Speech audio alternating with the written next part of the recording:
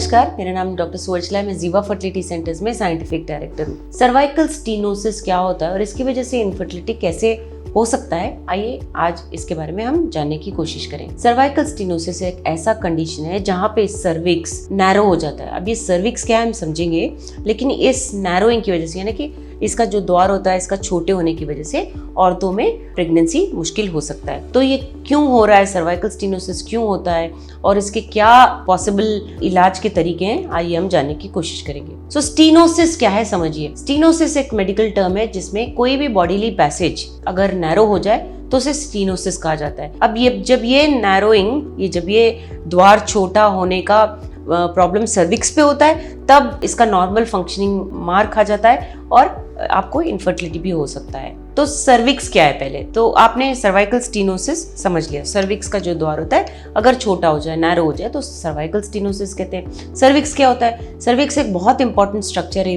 Reproductive system में। महिलाओं में ये सर्विक्स के रहने की वजह से ही स्पर्म्स जो है यूट्रस तक पहुंच पाते हैं इंटरकोर्स के दौरान, और जिसकी वजह से जब वो अंडे तक पहुंचते हैं तो प्रेगनेंसी हो सकता है। External os, lower end of cervix का जो द्वार होता है उसे एक्सटर्नल ऑस कहा जाता है। इसकी वजह से मेंस्ट्रुअल ब्लड बाहर आता है यूट्रस से वजाइना में, और स्पर्म्स भी इंटरकोर्स के बाद ऊपर पहुंच पाते हैं रिप्रोडक्टिव ट्रैक्ट में।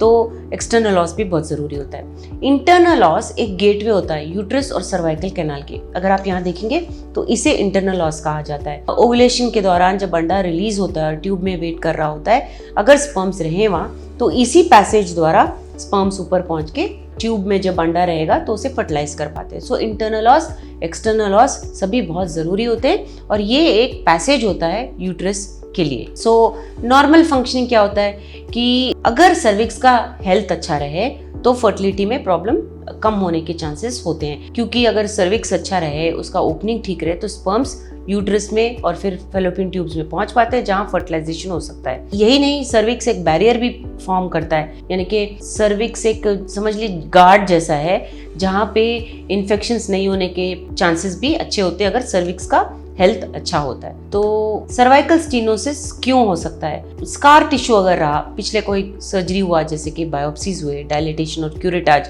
जिसे डीएनसी कहते हैं, इनकी वजह से सर्वाइकल स्टीनोसिस हो सकता है। इन्फ्लेमेशन अगर हो जैसे कि क्रॉनिक सर्विसाइटिस और एंडोमेट्रियोसिस अगर हो तो उसकी वजह से भी ये सर्विक्स जो है नैरो हो सकता है इधर। यही नहीं, कंजेनिटल अबनॉर्मलिटीज यानी बचपन से ही या कोई ऐसा प्रॉब्लम हो जिसकी वजह से सर्वाइकल स्टीनोसिस बाद में होने के अगर चांसेस हो तो भी ये देखने में मिलता है। सो रिस्क क्या होता है? सर्वाइकल स्टीनोसिस होने की वजह से प्रेगनेंसी कंसीव होना मुश्किल है और फुल टर्म में भी जाना कभी कभी मुश्किल हो जाता है। सो प्रेगनेंसी कैसे मुश्किल है? मैंने बताया, जब वो नैरो हो जाता है पैसेज तो स्पर्म्स का पहुंच पाना मुश्किल होता है। और अगर फुल टर्म के बारे में हम बात करें तो मिसकैरेज और प्रीमेच्योर लेबर का भी प्रॉब्लम हो सकता है अगर सर्वाइकल स्टीनोसिस हो। सो जब फैमिली के लिए प्लान कर रहे होते हैं और सर्वाइकल स्टीनोसिस होता है तो आपको थरो एग्जामिनेशन कराना चाहिए। एडवांसमेंट्स बहुत है मेडिकल टेक्नोलॉजी में और इसे ज़रूर आपको एग्जामिन करवाना चाहिए और इसके ट्रीटमेंट ऑप्शंस के बारे में जानना चाहिए। सो एक कॉम्प्रिहेंसिव अप्रोच देखा जाता है। अगर सर्वाइकल स्टीनोसिस हो तो